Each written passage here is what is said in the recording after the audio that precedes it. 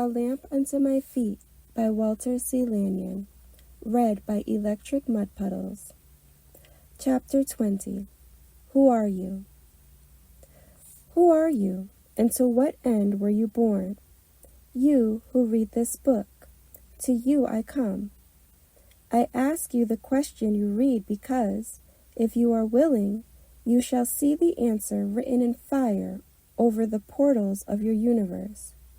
Slave, arise from thy pigsty of your prodigality and return to your Father. You have done a deal of talking and reading, taking lessons and listening to lectures. What is the final result of all this research in the material husk of reasoning but a few grains of truth? Do you believe 1% of what you say? Why prate about the healing influence when before you opens a door of no healing? Who are you to be healed, and of what?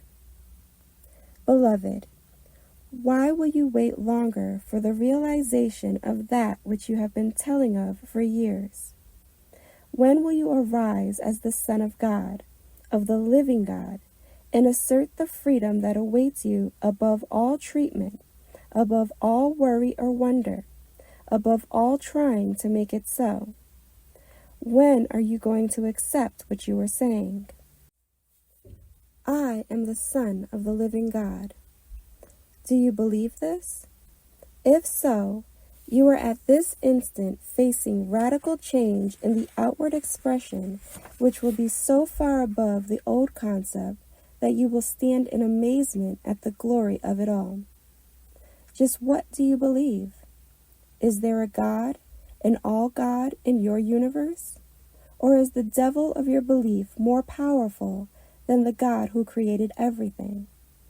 Are you still getting rid of evil? Do you still insist that evil is real and true? You say no to all this, but what do you do each morning? Do you recognize God as present and give thanks?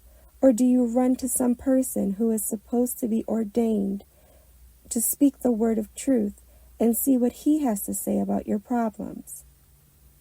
When will you have the courage to jerk the curtain away from this hypocrisy and see that the holier-than-thou has left a home full of disease and unhappiness to come to his office to advise you how to live and be? When will you come to me? When will you open the door and let me in? When will you thrill with the realization of the present, the now? Do you not see that man needs no mediator between himself and God? When will you awake to the sovereign truth that God is? How much longer will you sit with the swine and ask for that which is poured out to you in abundance? When will you awaken to the full truth that is here and now? When will you say within the courts of your own being, "It is wonderful"? When will you recognize the God universe and begin to live? When will you realize that God is always present in spite of the harpies who insist that you must have a special training to know this? When can you arise and say within your soul, "It is wonderful"? What is wonderful? Life is wonderful when you come to me, the I am, that which existed before Abraham, that which is and always shall be, that which cannot be sold or preached or put into print, that which is. It is wonderful. Bless you. Fear not. I have led you along the path. I have proved to you the folly of seeking help through man. You have finally been humbled before the stable of your own true self. Take off your shoes, human understanding. You are on holy ground. Be still, very still, and bring your gift. You have arrived at the point where you do not seek me for a gift, but seek me to bring a gift. You bring the self and lay it at the manger of my birth, my realization, for in reality I was never born and never died, and I am you. When I come to you, I come free, untrammeled, and above all the petty cares of life. I am. Do you hear? And I have no name but the I am. I am he that should come, and when I come, you cannot but realize that all schools, names, persons, and places are wiped out of the picture. I bring a new day. Do you want to give up the old day with your past wonderful achievements? Do you want Christ, or do you want to impress people with the trifling thing that you did or that you left undone, but that you now glorify? Are you a glutton for praise? Are you afraid that someone will not remember that you did a good deed? Who are you, and what is the authority which makes your deed so glorious?